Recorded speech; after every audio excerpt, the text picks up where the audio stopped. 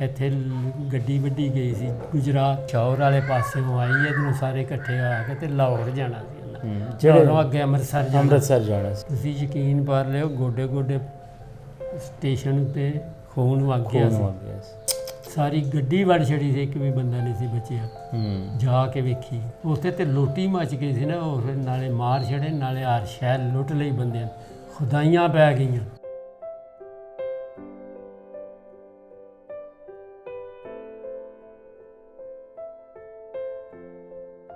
ਸਾਡਾ ਸਿਰਫ ਇਕੱਲਾ ਘਰ ਰਹਿ ਗਿਆ, ਸਾਡਾ ਵਾਲਦ ਮੁਸਲਮਾਨ ਹੋ ਗਿਆ, ਹੋਰ ਵੀ ਕੋਈ 20-25 ਘਰ ਮੁਸਲਮਾਨ ਹੋਏ ਨੇ। ਆਪਣੇ ਖੌਫ ਤੋਂ ਹੀ ਉੱਠ ਕੇ ਤੇ ਜਿਉਂ-ਜਿਉਂ ਫਿਰ ਪਤਾ ਲੱਗਦਾ ਗਿਆ, ਪਤਾ ਤੇ ਟਾਂਡੇ ਜਾਂਦੇ ਰਹੇ। ਪਹਿਲਾ ਨਾਮ ਮੇਰਾ ਭਗਵੰਤ ਸਿੰਘ ਨਾਮ ਸੀ। ਭਗਵੰਤ ਸਿੰਘ ਤੁਹਾਡਾ ਨਾਮ ਸੀ, ਤੇ ਤੁਹਾਡੇ ਵਾਲਦ ਸਾਹਿਬ ਦਾ ਪਹਿਲੇ ਵਾਲਾ ਨਾਮ? ਗੁਰਦਿੱਤ ਸਿੰਘ। ਮੁਹੰਮਦ ਅਕਰਮ ਉਹਦਾ ਨਾਮ। ਤੁਹਾਡੀ ਵਾਲਦਾ ਮੋਹਤਰਮਾ ਦਾ ਕੀ ਨਾਮ ਸੀ? ਸਰਈਆ ਬੇਗਮ। ਉਸ ਵੇਲੇ? ਬਿੰਦਰਾ ਦੇਵੀ। ਸਾਡਾ ਨਾਮ ਵੱਡਾ ਸੀ ਪਾਲੀ ਸ਼ਾਹ, ਗੁਰਪਾਲ ਸਿੰਘ ਸੀ ਉਹਦਾ ਨਾਮ। ਉਹ ਦੂਸਰੇ ਨੰਬਰ ਤੇ? ਬਲਬੀਰ ਸਿੰਘ। ਤੀਸਰੇ ਨੰਬਰ? ਇੰਦਰ ਸਿੰਘ। ਚੌਥੇ ਨੰਬਰ ਤੇ? ਭਗਵੰਤ ਸਿੰਘ। ਤੇ ਦਾਦਾ ਜੀ ਦਾ ਨਾਮ? ਲਛਮਣ ਦਾਸ। ਇੱਕ ਦਾ ਨਾਮ ਬੀਨਾ ਸੀ। ਅੱਛਾ। ਇੱਕ ਦਾ ਨਾਮ ਸੰਤੋਸ਼। ਇੱਧਰ ਧਾੜੀਵਾਲ, ਇੱਧਰ ਗੁੱਜੀਗ੍ਰਾਮ ਬੁੱਢਣ ਚੜਦੇ, ਇੱਧਰ ਭੀਲੋਵਾਲ ਤੇ ਮੀਓਵਾਲ, ਤੇ ਦੱਖਣ ਵਾਲੇ ਪਾਸੇ ਰੰਗਾ ਵਾਲਾ ਸਹੱਲੀ ਕੇ ਰਿਹਾਨ। ਮੇਰੀ ਉਸ ਵੇਲੇ ਉਮਰ ਹੈ ਸੀ ਕਿ 17-18-19 ਸਾਲ ਦੇ ਵਿੱਚ। ਰਵੇਲ ਸਿੰਘ ਸੀ ਸਾਡਾ, ਪ੍ਰਾਇਮਰੀ ਵਿੱਚ ਪੜ੍ਹਾਉਂਦਾ ਸੀ। ਗੁਰਾਂ ਦਿੱਤਾ ਇੱਕ ਹੁੰਦਾ ਸੀ, ਅਮੋਰ ਸਿੰਘ, ਬਹਾਦਰ ਸਿੰਘ,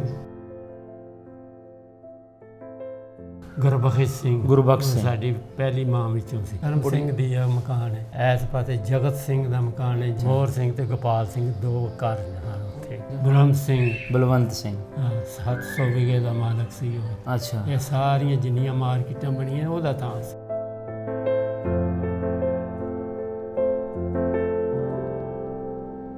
ਪੰਜਾਬੀ ਲਹਿਰ ਵੇਖ ਰਹੇ ਸਾਰੇ ਹੀ ਸਰੋਤਿਆਂ ਨੂੰ ਬਹੁਤ ਸਾਰਾ ਸਲਾਮ ਤੇ ਪਿਆਰ ਭਰੀ ਸਤਿ ਸ੍ਰੀ ਅਕਾਲ ਜੀ। ਮੈਂ ਤੁਹਾਡਾ ਵੀਰ ਭੁਪਿੰਦਰ ਸਿੰਘ ਲਵਲੀ, ਔਰ ਅਸੀਂ ਗੱਲ ਕਰਦੇ ਹਾਂ ਜੀ ਆਪਣੇ ਵੱਡਿਆਂ ਦੀ ਤਾਰੀਖ ਦੀ, ਆਪਣੀ ਤਾਰੀਖ ਦੀ, ਪੰਜਾਬ ਦੀ ਤਾਰੀਖ ਦੀ। ਉਸ ਪੰਜਾਬ ਦੀ ਤਾਰੀਖ ਦੀ ਜਿਹਨੂੰ ਅੱਜ ਤੋਂ ਪੌਣੀ ਸਦੀ ਪਹਿਲੇ ਵੰਡਿਆ ਗਿਆ, ਔਰ ਉਸ ਵੰਡ ਦੇ ਜਿਹੜੇ ਕੁਝ ਕੁ ਸਾਡੇ ਕੋਲ ਲੋਕ ਰਹਿ ਚੁੱਕੇ ਨੇ ਜਿਨ੍ਹਾਂ ਨੇ ਆਪਣੇ ਪਿੰਡਾਂ 'ਤੇ ਬਹੁਤ ਕੁਝ ਹੰਡਾਇਆ, ਉਹਨਾਂ ਕੋਲ ਜਾ ਕੇ ਉਹਨਾਂ ਨੂੰ ਲੱਭ ਕੇ ਉਹਨਾਂ ਦੀਆਂ ਕਹਾਣੀਆਂ ਜਿਹੜੀਆਂ ਰਿਕਾਰਡ ਕਰਕੇ ਆਉਣ ਵਾਲੀ ਪੀੜ੍ਹੀ ਨੂੰ ਦੱਸੀਦਾ ਕਿ ਕਿਸ ਤਰ੍ਹਾਂ ਸਾਡੇ ਪੰਜਾਬ ਦੇ ਦੋ ਫਾੜ ਕੀਤੇ ਗਏ, ਪੰਜਾਬ ਦੀ ਵੰਡ ਕਿਸ ਤਰ੍ਹਾਂ ਹੋਈ। ਔਰ ਇਸ ਨੂੰ ਲੱਭਦੇ ਕੁਝ ਕਹਾਣੀਆਂ ਸਾਡੇ ਸਾਹਮਣੇ ਇਸ ਤਰ੍ਹਾਂ ਦੀਆਂ ਆ ਜਾਂਦੀਆਂ ਨੇ ਜਿਹੜੀ ਸਾਨੂੰ ਵੀ ਸਮਝ ਨਹੀਂ ਆਉਂਦੀ ਕਿ ਅਸੀਂ ਇਹਨੂੰ ਕਿਸ ਤਰ੍ਹਾਂ ਬਿਆਨ ਕਰ ਸਕੀਏ, ਕਿਉਂਕਿ ਵੇਖਣ ਵਾਲੇ ਜਾਂ ਸਾਨੂੰ ਸੁਣਨ ਵਾਲੇ ਜਿਹੜੇ ਲੋਕ ਨੇ, ਉਹ ਬਾਜ਼ ਲੋਕ ਇਸ ਤਰ੍ਹਾਂ ਵੀ ਹੁੰਦੇ ਨੇ ਕਿ ਉਹ ਆਪਣੀ ਜਿਹੜੀ ਉਹ ਅੰਦਰ ਦੀ ਕਹਾਣੀ ਹੈ ਉਹਦੇ ਮੁਤਾਬਿਕ ਉਸ ਕਹਾਣੀ ਨੂੰ ਸੁਣਨਾ ਚਾਹੁੰਦੇ ਨੇ। ਲੇਕਿਨ ਅਸਲ ਕਹਾਣੀਆਂ ਜਿਹੜੀਆਂ ਬਹੁਤ ਸਾਰੀਆਂ ਸਾਡੇ ਸਾਹਮਣੇ ਆਉਂਦੀਆਂ ਨੇ, ਉਹ ਸਾਡੀ ਮਰਜ਼ੀ ਦੀਆਂ ਕਹਾਣੀਆਂ ਨਹੀਂ ਹੁੰਦੀਆਂ, ਬਲਕਿ ਜੋ ਕੁਝ ਇਹਨਾਂ ਲੋਕਾਂ ਨੇ ਆਪਣੇ ਪਿੰਡਾਂ 'ਤੇ ਹੰਡਾਇਆ, ਵੇਖਿਆ, ਉਸ ਮੁਤਾਬਿਕ ਦੀ ਕਹਾਣੀ ਹੈ। ਔਰ ਅੱਜ ਦੀ ਕਹਾਣੀ ਵੀ ਕੁਝ ਐਸੀ ਹੈ, ਕੁਝ ਐਸੇ ਲੋਕ ਜਿਨ੍ਹਾਂ ਨੂੰ ਉਸ ਵੇਲੇ ਆਪਣਾ ਧਰਮ ਜਿਹੜਾ ਹੈ ਉਹ ਬਦਲਣਾ ਪਿਆ, ਜਾਂ ਉਹ ਧਰਮ ਤੋਂ ਦੂਸਰੇ ਪਾਸੇ ਆ ਗਏ। ਬਹੁਤ ਸਾਰੇ ਲੋਕ ਇਹ ਵੀ ਸਵਾਲ ਕਰਨਗੇ ਜੀ ਉਹ ਆਪਣੀ ਮਰਜ਼ੀ ਨਾਲ ਆਏ ਜਾਂ ਉਹਨਾਂ ਨੂੰ ਲਿਆਂਦਾ ਗਿਆ। ਇਹਨਾਂ ਚੀਜ਼ਾਂ ਤੋਂ ਆਪਾਂ ਬਾਲਾਤਰ ਹੋ ਕੇ ਸਿਰਫ ਪੰਜਾਬ ਦੀ ਗੱਲ ਇਹਨਾਂ ਕੋਲ ਪੁੱਛਾਂਗੇ, ਉਹਨਾਂ ਦਾ ਵਸੇਬ ਪੁੱਛਾਂਗੇ। ਬਾਬਾ ਜੀ ਕੀ ਹਾਲ ਚਾਲ ਤੁਹਾਡਾ? ਠੀਕ ਠਾਕ ਹੋ? ਬਿਲਕੁਲ ਠੀਕ ਠਾਕ। ਤਬੀਅਤ ਸਿਹਤ ਕਿੱਦਾਂ ਤੁਹਾਡੀ? ਨਾਂ ਕੀ ਤੁਹਾਡਾ? ਮੇਰਾ ਨਾਮ ਮੁਨੀਰ ਅਹਿਮਦ। ਤੇ ਤੁਹਾਡੇ ਵਾਲਦ ਸਾਹਿਬ ਦਾ? ਮੁਹੰਮਦ ਅਕਰਮ। ਦਾਦਾ ਜੀ ਦਾ ਨਾਮ ਚੇਤੇ ਹੈ? ਹਾਂ। ਦਾਦਾ ਜੀ ਦਾ ਕੀ ਨਾਮ ਸੀ? ਲਛਮਣ ਦਾਸ। ਜਿਹੜੇ ਪਿੰਡ ਆਪਾਂ ਬੈਠੇ ਆ, ਪਿੰਡ ਦਾ ਕੀ ਨਾਮ ਹੈ? ਭਾਗੋਵਾਲ। ਲਾਗੇ ਕਿਹੜੇ ਪਿੰਡ ਨੇ ਜੀ? ਇੱਧਰ ਧਾੜੀਵਾਲ। ਅੱਛਾ। ਇੱਧਰ ਗੁੱਜੀਗ੍ਰਾਮ ਬੁੱਢਣ ਚੜਦੇ। ਅੱਛਾ। ਇੱਧਰ ਭੀਲੋਵਾਲ ਤੇ ਮੀਓਵਾਲ। ਅੱਛਾ। ਤੇ ਦੱਖਣ ਵਾਲੇ ਪਾਸੇ ਰੰਗਾ ਵਾਲਾ ਸਹੱਲੀ ਕੇ ਰਿਹਾਨ ਜੀ। ਅੱਛਾ। ਭਾਗੋਵਾਲ ਦੇ ਵਿੱਚ ਜਿਸ ਗਲੀ, ਜਿਸ ਮੁਹੱਲੇ ਦੇ ਵਿੱਚ ਆਪਾਂ ਬੈਠੇ ਆ, ਇਹ ਗਲੀ ਮੁਹੱਲੇ ਦਾ ਕੋਈ ਪੁਰਾਣਾ ਨਾਮ ਹੈਗਾ? ਸਰਾਂ ਵਾਲੀ ਗਲੀ ਹੈ ਜੀ। ਇਹ ਸਰਾਂ ਸੀ ਇਹ ਸਾਰੀ ਜਿੰਨੀ ਹੈ। ਭਾਗੋਵਾਲ ਦੇ ਵਿੱਚ ਚੂੰਕਿ ਪਹਿਲੇ ਇੱਥੇ ਸਿੱਖ, ਹਿੰਦੂ, ਮੁਸਲਮਾਨ ਸਾਰੇ ਰਹਿੰਦੇ ਸੀ, ਸਾਰੀ ਮਖਲੂਤ ਆਬਾਦੀ ਸੀ। ਸਾਰਿਆਂ ਦਾ ਵਸੇਬ ਕਿਸ ਤਰ੍ਹਾਂ ਦਾ ਸੀ? ਬੜਾ ਚੰਗਾ ਸੀ, ਬੜਾ ਸੋਹਣਾ ਕਾਰੋਬਾਰ ਆਪਣਾ ਕਰਦੇ। ਸਾਰੇ ਦੁਕਾਨਦਾਰ ਹੀ ਤੇ ਹਿੰਦੂ ਤੇ ਸਿੱਖ ਸਨ। ਦੁਕਾਨਦਾਰ ਹਿੰਦੂ ਤੇ ਸਿੱਖ? ਮੁਸਲਮਾਨਾਂ ਦੀ ਇੱਕ ਵੀ ਦੁਕਾਨ ਨਹੀਂ ਸੀ ਇੱਥੇ। ਅੱਛਾ। ਉਹ ਸਾਰੇ ਆਪਣੀ ਵਾਈ ਬੰਨਾ ਬਾਹਰ ਕਰਦੇ ਸਨ। ਅੱਛਾ। ਇਹ ਕਾਰੋਬਾਰ ਆਪਣਾ ਕਰਦੇ ਸਨ, ਦੁਕਾਨਦਾਰੀਆਂ।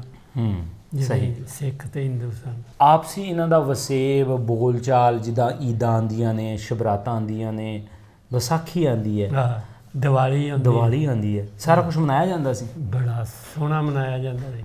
ਹੋਲੀ ਮਨਾਈ ਜਾਂਦੀ ਸੀ, ਹੋਲੀ ਮਨਾਈ ਜਾਂਦੀ ਸੀ, ਇੱਕ ਦੂਜੇ ਦੇ ਸੁੱਟਦੇ ਸਨ ਰੰਗ ਸ਼ੰਗ।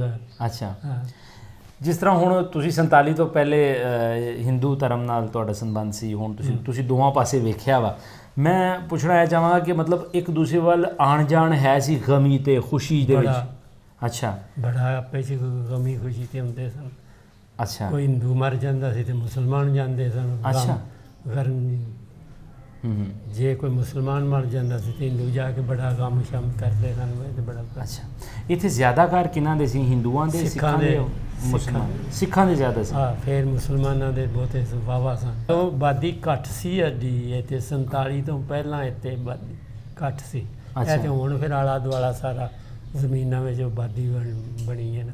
ਅੱਛਾ, ਸਿੱਖਾਂ ਦੇ ਕਿੰਨੇ ਕੁ ਘਰ ਸੀ ਇੱਥੇ? ਇੱਥੇ 50-60 ਘਰ ਸਨ ਸਿੱਖਾਂ ਦੇ। ਔਰ ਹਿੰਦੂਆਂ ਦੇ? ਹਿੰਦੂਆਂ ਦੇ ਕੋਈ 20-25 ਹਿੰਦੂਆਂ ਦੇ ਥੋੜ੍ਹੇ ਸਨ। ਮੁਸਲਮਾਨਾਂ ਦੇ ਬਹੁਤੇ ਸਨ। ਹਿੰਦੂਆਂ ਸਿੱਖਾਂ ਨਾਲੋਂ ਵੀ ਜ਼ਿਆਦਾ ਸੀ ਮੁਸਲਮਾਨਾਂ ਦੇ ਵਿੱਚ ਕੋਈ ਉਸ ਵੇਲੇ ਵੱਡ ਵਡੇਰਾ, ਕੋਈ ਨਾਮੀ ਗ੍ਰਾਮੀ ਸ਼ਖਸ? ਬੜੇ ਸਨ, ਜਿਨ੍ਹਾਂ ਵਿੱਚੋਂ ਜਿੱਦਾਂ ਕਿ ਨਾਮ ਨੰਬਰਦਾਰਾਂ ਦੇ ਦੱਸਣਾ ਨਾ। ਹਾਂ, ਉਸ ਵੇਲੇ 47 ਤੋਂ ਪਹਿਲੇ ਦੱਸਣਾ ਜੀ। ਉਹ ਚੌਧਰੀ ਰਹਿਮਤ ਹਾਂ ਜ਼ੈਲਦਾਰ ਸੀ। ਜ਼ੈਲਦਾਰ ਚੌਧਰੀ ਰਹਿਮਤ ਹਾਂ, ਰਹਿਮਤ ਖਾਨ, ਠੀਕ ਹੈ। ਇੱਧਰ ਗੁਲਾਮ ਕਾਦਰ ਸੀ ਪੜ ਦੱਖਣ ਵਾਲੇ ਪਾਸੇ।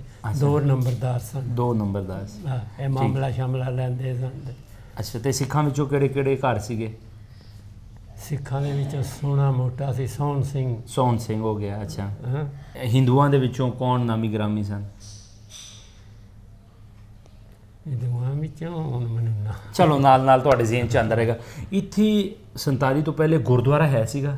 ਇੱਥੇ 2 ਗੁਰਦੁਆਰੇ ਸਨ। ਅੱਛਾ, 2 ਗੁਰਦੁਆਰੇ ਸਨ। ਇੱਕ ਗੁਰਦੁਆਰਾ ਜਿਹਦੇ ਵਿੱਚ ਹੁੰਦੇ ਨੇ ਯਾਰ ਬੱਲੂ ਕੇ, ਜਿਹੜੇ ਮਕਾਨ ਦੇ ਵਿੱਚ ਬਾਬਾ ਬੱਲੂ ਸੀ, ਉਹ ਲਾਂਬਿਆਂ ਦਾ ਗੁਰਦੁਆਰਾ ਸੀ। ਲਾਂਬਿਆਂ ਦਾ ਗੁਰਦੁਆਰਾ ਜੀ।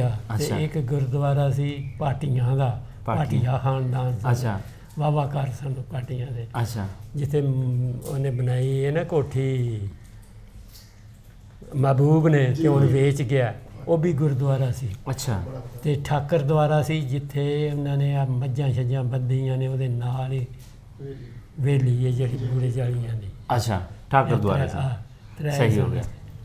ਹਿੰਦੂਆਂ ਦਾ ਠਾਕਰਦਾਰਾ, ਸਿੱਖਾਂ ਦਾ ਗੁਰਦੁਆਰਾ। 2 ਗੁਰਦੁਆਰੇ ਸੀ। ਉਸ ਵੇਲੇ ਉਮਰ ਕਿੰਨੀ ਸੀ ਤੁਹਾਡੀ ਜਿਹੜੇ ਪਾਕਿਸਤਾਨ ਬਣਿਆ? ਜਦੋਂ ਪਾਕਿਸਤਾਨ ਬਣਿਆ ਮੇਰੀ ਉਸ ਵੇਲੇ ਉਮਰ ਹੈ ਸੀ ਕਿ 17-18-19 ਸਾਲ ਦੇ ਅੱਗੇ। 17-18 ਸਾਲ ਸੀ ਤੁਹਾਡੀ ਉਮਰ, ਯਾਨੀ ਕਿ ਹੁਣ ਤੁਹਾਡੀ ਉਮਰ 92-93 ਸਾਲ ਹੈਗੀ ਹੈ ਜੀ। ਅੱਛਾ, ਮੈਂ ਕਿੰਨਾ 47 ਤੋਂ ਪਹਿਲਾਂ 2-3 ਸਾਲ ਮੈਂ ਮੈਟ੍ਰਿਕ ਕੀਤਾ ਹੈ। ਮੈਟ੍ਰਿਕ ਵੀ ਕੀਤਾ ਹੈ ਮੈਂ। ਮੈਂ ਜਲਾਲਪੁਰ ਭਾਗੋਵਾਲੋਂ ਟੁਰ ਕੇ ਜਾਂਦੇ ਸਨ। ਟੁਰ ਕੇ ਆਉਣਾ ਤੇ ਟੁਰ ਕੇ ਜਾਣਾ। ਜਲਾਲਪੁਰ ਇੱਥੋਂ ਕਿੰਨਾ ਹੈ? 8 ਮੀਲ ਜੀ। ਉਦੋਂ ਤੇ 8 ਮੀਲ ਸੀ ਤੇ ਹੁਣ ਦਾ ਪਤਾ ਨਹੀਂ। ਅਸੀਂ 3 ਮੁੰਡੇ ਸਨ। ਇੱਕ ਮੀਓਵਾਲ ਦਾ ਮੁੰਡਾ ਸੀ, ਖਾਨ ਬਹਾਦਰ ਉਹਦਾ ਨਾਂ, ਅਯੇਬ ਜ਼ਿੰਦਾ ਹੈ ਮੰਜੀ ਤੇ। ਇੱਕ ਸ਼ਰੀਫ ਸੀ ਬਾਬੇ ਗੁਲਾਮ ਦਾ ਪੁੱਤਰ। ਅੱਛਾ, ਸਾਡਾ ਗੁਆਂਢੀ ਇੱਕ ਉਹ ਸਾਜੇ ਜ਼ਿੰਦਾ ਹੈ ਉਹ ਵੀ ਨਹੀਂ। ਅੱਛਾ, ਹੋ ਗਿਆ ਕਦੇ। ਅੱਛਾ, ਤੇ ਇੱਕ ਤੁਸੀਂ ਸੀ? ਇੱਕ ਮਜੀਦ ਲੁਹਾਰ ਹੁੰਦਾ ਸੀ ਇਹ। ਅੱਛਾ, ਤੇ ਇੱਕ ਤੁਸੀਂ ਸੀ। ਹਾਂ, ਤੁਹਾਡਾ ਕੀ ਨਾਮ ਸੀ? ਮੇਰਾ ਨਾਮ ਮਨੀਰ ਪਹਿਲਾ ਨਾਮ ਮੇਰਾ ਭਗਵੰਤ ਸਿੰਘ ਨਾਮ ਸੀ। ਭਗਵੰਤ ਸਿੰਘ ਤੁਹਾਡਾ ਨਾਮ ਸੀ। ਤੇ ਤੁਹਾਡੇ ਵਾਲਦ ਸਾਹਿਬ ਦਾ ਪਹਿਲੇ ਵਾਲਾ ਨਾਮ? ਪਹਿਲਾ ਨਾਮ ਸੀ ਸਾਡੇ ਵਾਲਦ ਦਾ ਨਾਮ ਗੁਰਦਿੱਤ ਸਿੰਘ। ਤੇ ਦਾਦਾ ਜੀ ਦਾ ਨਾਮ? ਲਛਮਣ ਦਾਸ। ਪ੍ਰਾਇਮਰੀ ਕਿੱਥੋਂ ਕੀਤੀ ਤੁਸੀਂ? ਪ੍ਰਾਇਮਰੀ ਭਾਗੋਵਾਲ ਕੀਤੀ। ਫਿਰ ਅੱਗੇ ਕਿੱਥੇ ਪੜ੍ਹੇ?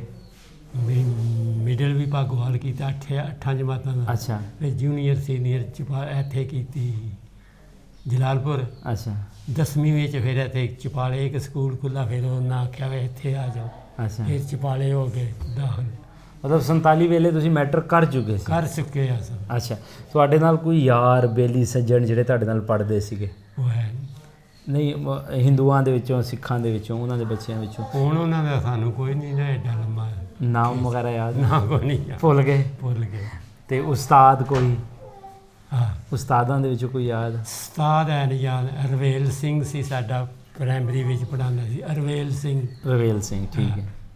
ਗੁਰਾਂ ਦਿੱਤਾ ਇੱਕ ਹੁੰਦਾ ਸੀ, ਗੁਰਦਿੱਤਾ, ਗੁਰਾਂ ਦਿੱਤਾ, ਅੱਛਾ। ਉਹ ਹੁੰਦਾ, 2 ਟੀਚਰ ਸਨ। 2 ਟੀਚਰ ਸੀ ਤੁਹਾਡੇ। ਹਾਂ। 47 ਤੋਂ ਪਹਿਲੇ ਤੁਹਾਡੇ ਪੇਰੈਂਟਸ ਜਿਹੜੇ ਸਨ, ਜਿਹੜਾ ਲਛਮਣ ਦਾਸ ਤੁਸੀਂ ਫੌਤ ਹੋ ਦੱਸਿਆ, ਗਏ ਸਨ। ਹਾਂਜੀ, ਫੌਤ ਹੋ ਗਏ ਸੀ ਦਾਦਾ ਜੀ। 47 ਤੋਂ ਪਹਿਲੇ ਉਹ ਫੌਤ ਹੋ ਗਏ। ਅੱਛਾ, ਤੇ ਤੁਹਾਡੇ ਵਾਲਦ ਸਾਹਿਬ ਕੀ ਕੰਮ ਕਾਰੋਬਾਰ ਕੀ ਕਰਦੇ ਸਨ?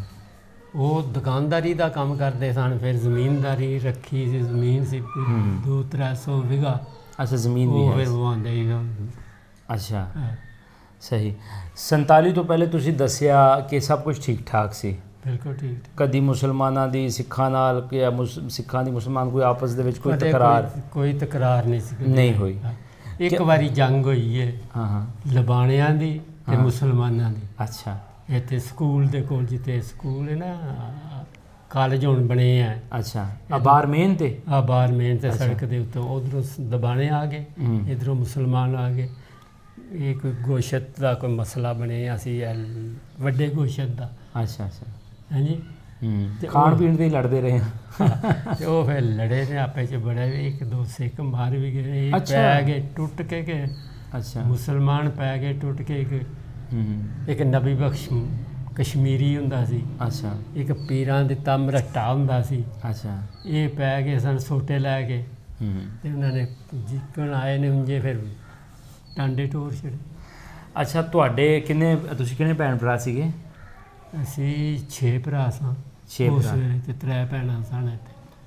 6 ਭਰਾ 3 ਭੈਣਾਂ, ਇੱਕ ਮਾਂ, ਇੱਕ ਬਾਪੂ। ਹਾਂ, ਠੀਕ ਹੈ। ਬਸ। ਬਾਪੂ ਦਾ ਨਾਮ ਤੁਸੀਂ ਕੀ ਦੱਸਿਆ? ਗੁਰਦਿੱਤ ਸਿੰਘ। ਮੁਹੰਮਦ ਅਕਰਮ ਉਹਦਾ ਨਾਮ। ਮੁਹੰਮਦ ਅਕਰਮ ਹੁਣ ਨਾਮ ਹੈ। ਤੇ ਤੁਹਾਡੀ ਵਾਲਦਾ ਮੋਹਤਰਮਾ ਦਾ ਕੀ ਨਾਮ ਸੀ? ਸਰਈਆ ਬੇਗਮ। ਉਸ ਵੇਲੇ ਬਿੰਦਰਾ ਦੇਵੀ। ਅੱਛਾ, ਤੇ ਤੁਸੀਂ ਕਿੰਨੇ ਭੈਣ ਭਰਾ ਸੀਗੇ? 6 ਭਰਾ। 6 ਭਰਾਵਾਂ ਦੇ ਨਾਮ ਦੱਸੋ। ਮੇਰਾ ਸਾਰਾ ਨਾਮ ਵੱਡਾ ਸੀ ਪਾਲੀ ਸ਼ਾਹ, ਗੁਰਪਾਲ ਸਿੰਘ ਸੀ ਉਹਦਾ ਨਾਮ। ਗੁਰਪਾਲ ਸਿੰਘ। ਉਹ ਦੂਸਰੇ ਨੰਬਰ ਤੇ? ਬਲਬੀਰ ਸਿੰਘ। ਤੀਸਰੇ ਨੰਬਰ? ਇੰਦਰ ਸਿੰਘ। ਚੌਥੇ ਨੰਬਰ ਤੇ? ਭਗਵੰਤ ਸਿੰਘ। ਚੌਥੇ ਨੰਬਰ। ਤੁਸੀਂ 5ਵੇਂ ਨੰਬਰ ਤੇ? ਤੇ ਉਹਨਾਂ ਦੂਜਿਆਂ ਦੇ ਨਾਂ ਰੱਖੇ ਹੀ ਨਹੀਂ ਸਨ, ਨਿੱਕੇ ਹੀ ਸਨ, ਉਹਨਾਂ ਦਾ ਨਾਮ ਨਹੀਂ ਮੈਨੂੰ ਯਾਦ। ਅੱਛਾ, ਤੇ ਭੈਣਾਂ ਦੇ ਕੀ ਨਾਂ ਸੀਗੇ? ਇੱਕ ਦਾ ਨਾਮ ਬੀਨਾ ਸੀ। ਅੱਛਾ। ਇੱਕ ਦਾ ਨਾਮ ਸੰਤੋਸ਼ ਸੀ। ਬੀਨਾ ਤੇ ਸੰਤੋਸ਼। ਅੱਛਾ, ਤੁਸੀਂ ਸਾਰੇ ਇੱਥੇ ਹੀ ਰਹਿ ਗਏ ਸੀ ਫਿਰ ਕਿ ਕੋਈ ਚਲੇ ਵੀ ਗਏ? ਨਹੀਂ, ਇੱਥੇ ਹੀ ਰਹਿ ਗਏ। ਅੱਛਾ, ਹੁਣ ਤੁਸੀਂ ਇਹ ਦੱਸੋ ਕਿ 47 ਵੇਲੇ ਫਿਰ ਐਸਾ ਕੀ ਹੋਇਆ ਕਿ ਸਿੱਖਾਂ ਨੂੰ, ਹਿੰਦੂਆਂ ਨੂੰ ਇੱਥੋਂ ਜਾਣਾ ਪਿਆ? ਘਰ-ਬਾਰ ਜਗ੍ਹਾ ਛੱਡਣੇ ਬੜੇ ਔਖੇ ਹੋਏ, ਤੇ ਇੱਥੋਂ ਉਹ ਕਿਸ ਤਰ੍ਹਾਂ ਚਲੇ ਗਏ? ਇੱਥੋਂ ਆਪਣਾ ਸਮਾਨ ਸਟਾ ਲੈ ਕੇ ਸਭ ਟਾਂਡੇ 'ਚ ਟੁਰ ਗਏ ਸਨ। ਇਹ ਨਾਲ ਟਾਂਡਾ ਤਰੌਂਚੋਂ ਮਿਲਿਆ ਤੇ। ਅੱਛਾ। ਤੇ ਉੱਥੇ ਆਬਾਦੀ ਸਾਰੀ ਲਬਾਣਿਆਂ ਦੀ ਸੀ, ਸਿੱਖਾਂ ਦੀ ਸੀ। ਹਾਂਜੀ। ਤੇ ਸਾਰੇ ਇਲਾਕੇ ਦੇ ਜਿੰਨੇ ਵੀ ਹਿੰਦੂ ਹੈ ਸਨ, ਸਾਰਿਆਂ ਪਿੰਡਾਂ ਵਿੱਚ 1-1, 2-2, 4-4 ਘਰ ਜਿੰਨੇ ਲੱਖਣਵਾਲ ਸਭ ਉੱਥੇ ਟੁਰ ਗਏ ਸਨ। ਅੱਛਾ।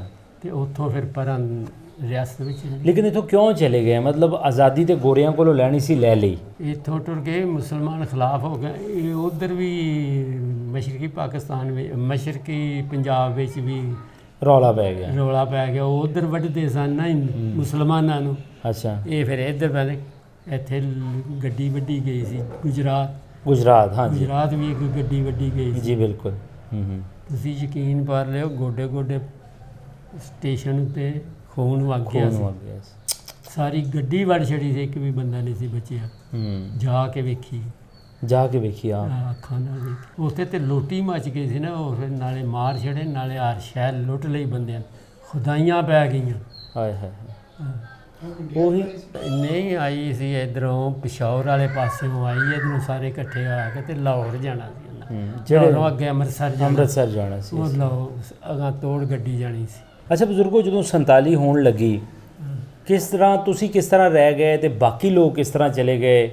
ਤੁਹਾਡੇ ਪਰਿਵਾਰ ਆਪਣੀ ਮਰਜ਼ੀ ਉੱਤੇ ਗਏ, ਜਿਹੜੇ ਰਹਿ ਗਏ। ਅੱਛਾ। ਸਾਡਾ ਵਾਲਦ ਮੁਸਲਮਾਨ ਹੋ ਗਿਆ, ਹੋਰ ਵੀ ਕੋਈ 20-25 ਘਰ ਮੁਸਲਮਾਨ ਹੋਏ ਨੇ।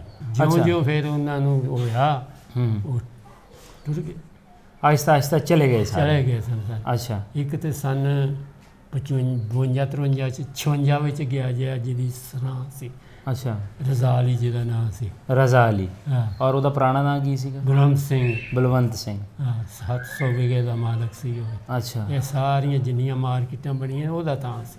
ਅੱਛਾ। ਹਾਂ, 1 ਲੱਖ ਤੇ 5000 ਦੀ ਇਹਨਾਂ ਨੂੰ ਪੱਗਾਂ ਵਾਲਿਆਂ ਨੂੰ ਦੇ ਕੇ ਗਿਆ। ਗੁਲਾਮ ਸੈਨਿਕ ਪੱਗਾਂ ਵਾਲਿਆਂ ਦਾ ਹੁੰਦਾ ਸੀ ਗੁਜਰਾਤ, ਉਹਨਾਂ ਨੂੰ। ਅੱਛਾ, ਟੁਰ ਗਿਆ। ਸਹੀ ਸਹੀ ਸਹੀ।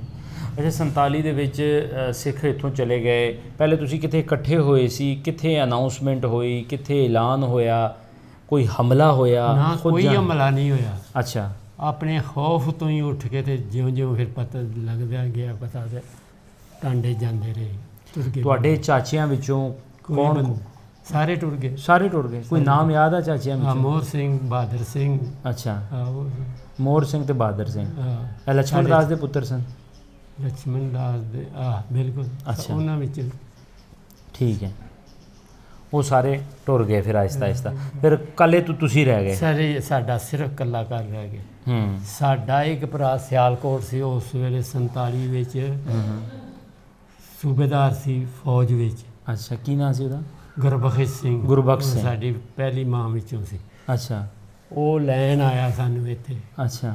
ਇਹ 2 ਟਰੱਕ, ਇੱਕ ਟਰੱਕ ਮਿਲਟਰੀ ਦਾ ਹਾਂ, ਤੇ ਇੱਕ ਟਰੱਕ ਖਾਲੀ ਜਿਹਦੇ ਵਿੱਚ ਸਮਾਨ ਲੱਦਣਾ ਸੀ। ਅੱਛਾ। ਉਹ ਆ ਗਿਆ ਲੈਣ ਇੱਥੇ ਜਾ ਕੇ ਤੇ ਵਾਲਦ ਸਾਹਿਬ ਨੂੰ ਆਂਦਾ ਵੀ ਆਵੇਂ ਚਾਚਾ ਜੀ ਮੈਂ ਆਇਆ ਤੁਹਾਨੂੰ ਲੈਣ।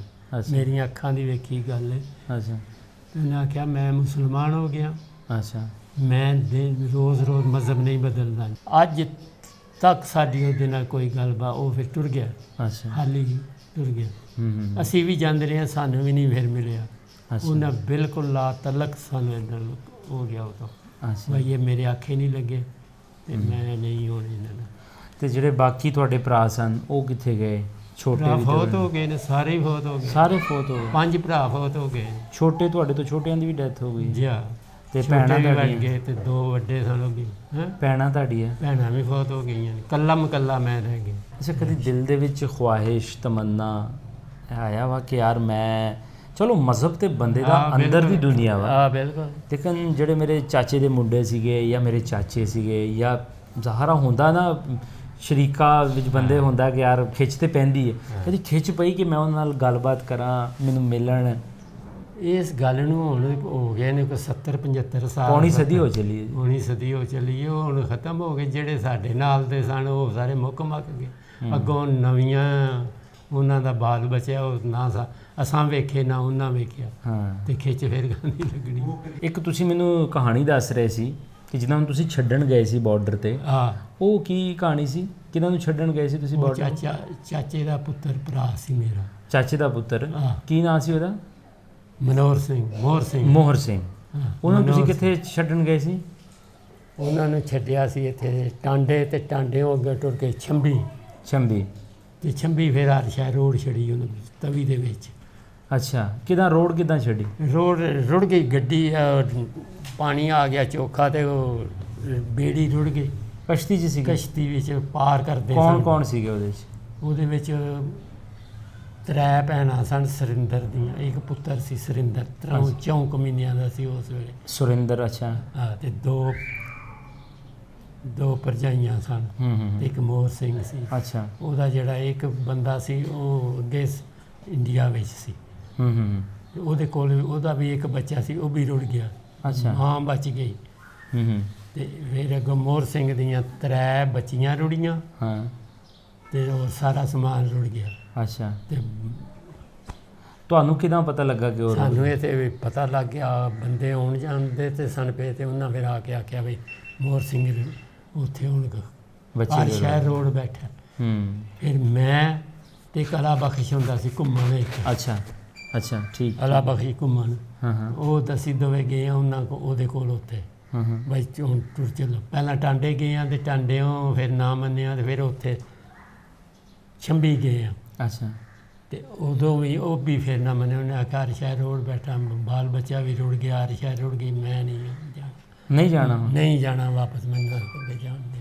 ਫਿਰ ਉਹ ਆ ਗਿਆ ਇੱਥੋਂ ਫਿਰ ਕੱਪੜੇ। ਹਾਂ, ਮੋਹਰ ਸਿੰਘ ਆ ਗਏ ਸੀ ਤੇ ਵਾਪਸ? ਨਾ ਆਇਆ। ਉਹ ਫਿਰ ਜਾ ਕੇ ਉਹਨਾਂ ਨੂੰ ਕੱਪੜੇ ਛਪੜੇ ਦਿੱਤੇ, 2 ਜੋੜੇ ਇੱਥੋਂ ਖੜੇ, ਦੁਪੱਟੇ ਛੋਟੇ ਖੜੇ ਉਹਨਾਂ ਵਾਸਤੇ। ਉਹ ਹਰਸ਼ਾਹੀ ਤੇ ਰੋਡ ਬੈਠੇ, ਜੁੱਤੀਆਂ ਖੜੀਆਂ ਉਹਨਾਂ ਵਾਸਤੇ। ਤੇ ਉਹ ਫਿਰ ਜਾ ਕੇ ਦਿੱਤੇ ਤੇ ਉਹ ਫਿਰ ਪਰਾਂ ਬੱਸਾਂ ਲੱਗੀਆਂ ਸਨ ਉਧਰੋਂ ਫਿਰ ਸਾਰੀ ਵੇ ਤੇ ਜਾਂਦੇ ਸਨ ਉਹ ਫ੍ਰੀ ਫਿਰ ਬੱਸਾਂ ਲੱਗੀਆਂ ਸਨ ਤੇ ਉਹ ਜੰਮੂ ਜਾਂਦੇ ਸਨ। ਅੱਛਾ। ਤੇ ਅੱਗੋਂ ਫਿਰ ਪਠਾਨਕੋਟ ਵਾਲੇ ਰਾਹ ਇੰਡੀਆ ਵੜ ਜਾਂਦੇ। ਅੱਛਾ, ਸਹੀ। ਅੱਛਾ ਬਜ਼ੁਰਗੋ, ਤੁਸੀਂ 47 ਤੋਂ ਪਹਿਲੇ ਜਿਸ ਤਰ੍ਹਾਂ ਪਾਠ ਕਰਨਾ ਜਾਂ ਜਿਸ ਤਰ੍ਹਾਂ ਮੰਦਰ ਜਾਣਾ ਜਾਂ ਜਿਸ ਤਰ੍ਹਾਂ ਗੁਰਦੁਆਰੇ ਜਾਣਾ, ਉਹ ਇੱਥੇ ਉਹ ਕੀ ਮਾਹੌਲ ਸੀਗਾ ਮੰਦਰ ਦਾ? ਉਹ ਵੱਡੇ ਵਡੇਰੇ ਹੀ ਜਾਂਦੇ ਸਨ, ਜ਼ਨਾਨੀਆਂ ਜਾਂਦੀਆਂ ਸਨ ਤੇ ਵੱਡੇ ਜਿਹੜੇ ਅਸੀਂ ਹੁਣ ਨਿਆਣਿਆਂ ਨੇ ਕੀ ਜਾਣਾ, ਅਸੀਂ ਨਹੀਂ ਗਏ ਨਾ ਨਿਆਣੇ ਦੇ ਨਹੀਂ। ਨਹੀਂ ਭਾਈ ਤੁਹਾਡੇ ਪਿੰਡ 'ਚ ਕੁਝ ਪੁਰਾਣੀਆਂ ਹਵੇਲੀਆਂ ਵੇਖੀਆਂ, ਇੱਕ ਬਹੁਤ ਹੀ ਖੂਬਸੂਰਤ ਹਵੇਲੀ ਇੱਥੇ ਛੋਟੀ ਜਿਹੀ ਗਲੀ ਹੈ।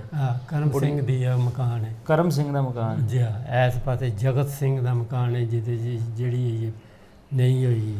ਅੱਛਾ, ਪਲਸਤਰ ਨਹੀਂ ਹੋਈ, ਉਹ ਜਗਤ ਸਿੰਘ ਦਾ ਮਕਾਨ ਹੈ। ਜਗਤ ਸਿੰਘ ਭੱਟੀ ਦਿੱਤੋ ਭੱਟੀ ਵਾਲਾ ਮੋਹਰ ਸਿੰਘ ਵਾਲਾ ਮਕਾਨ ਹੈ ਉਹ। ਅੱਛਾ, ਮੋਹਰ ਸਿੰਘ ਤੇ ਗੋਪਾਲ ਸਿੰਘ ਦੋ ਘਰ ਹਨ ਉੱਥੇ। ਤੁਹਾਡੇ ਹੀ ਸਾਡਾ ਆਹ ਸਾਡੇ ਹੀ ਲੱਗਦੇ ਸਨ, ਉਧਰਾਂ ਫਿਰ ਸਾਡਾ ਸੀ।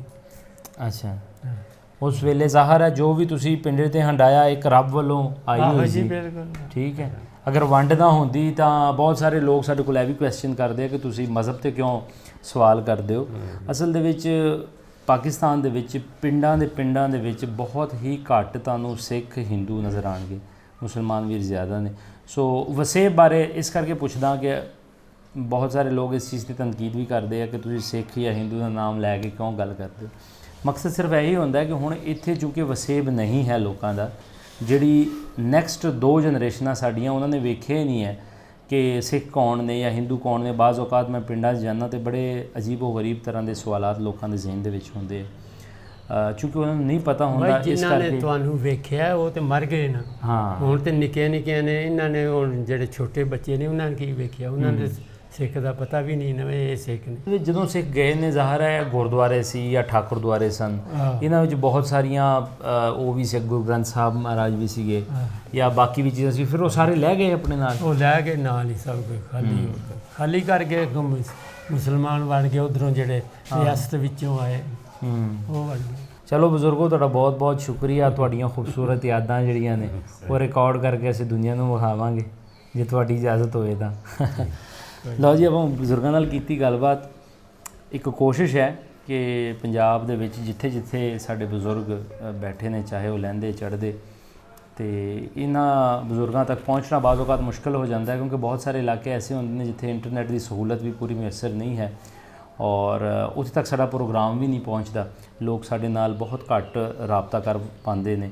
ਸੋ ਇਹ ਸਾਡੇ ਵੀਰਾਂ ਦੀ ਮਿਹਰਬਾਨੀ ਹੈ, ਮੁਹੰਮਦ ਆਸਫ ਸਾਹਿਬ ਦੀ, ਉਮਰ ਸਾਹਿਬ ਦੀ, ਜਿਹੜੇ ਉਮਰ ਭਾਈ ਸਾਹਿਬ ਇੱਥੇ ਰਹਿੰਦੇ ਆ, ਜ਼ਾਹਿਦ ਸਾਹਿਬ ਦੀ, ਕਿ ਉਹ ਅੱਜ ਸਾਡੇ ਨਾਲ ਟੁਰੇ ਸਾਰੀ ਦਿਹਾੜੀ। ਉਹਨਾਂ ਨੇ ਬਜ਼ੁਰਗ ਲੱਭ ਕੇ ਦਿੱਤੇ ਸਾਨੂੰ ਔਰ ਇਹਨਾਂ ਦੀਆਂ ਖੂਬਸੂਰਤ ਯਾਦਾਂ ਅਸੀਂ ਰਿਕਾਰਡ ਕਰ ਸਕੀਆਂ।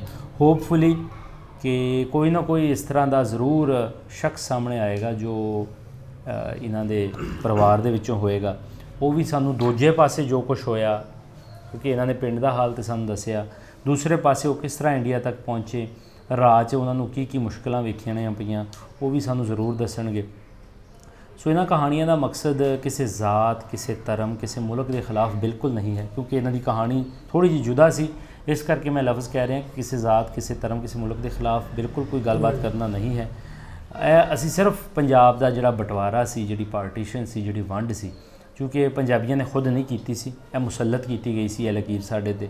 ਸੋ ਇਸ ਕਰਕੇ ਆਪਾਂ ਕੋਸ਼ਿਸ਼ ਕਰੀਦੀ ਹੈ ਕਿ ਜੋ ਪਿਛਲੇ ਪੌਣੀ ਸਦੀ ਤੋਂ ਸਾਡੇ ਉੱਪਰ ਇੱਕ ਜੰਗ ਮੁਸੱਲਤ ਕਰ ਦਿੱਤੀ ਹੈ ਆਪਸ ਦੇ ਵਿੱਚ ਹੀ, ਹਾਲਾਂਕਿ ਇਹੀ ਪੰਜਾਬੀ ਸਨ ਜਿਨ੍ਹਾਂ ਨੇ ਵੱਡਿਆਂ ਦਾ ਰਾਹ ਰੋਕਿਆ, ਲੇਕਿਨ ਬੜੇ ਲੋਕਾਂ ਨੇ ਇਹਨੂੰ ਲੁੱਟਿਆ ਵੀ, ਲੇਕਿਨ ਕਦੀ ਆਪਸ 'ਚ ਨਹੀਂ ਲੜੇ।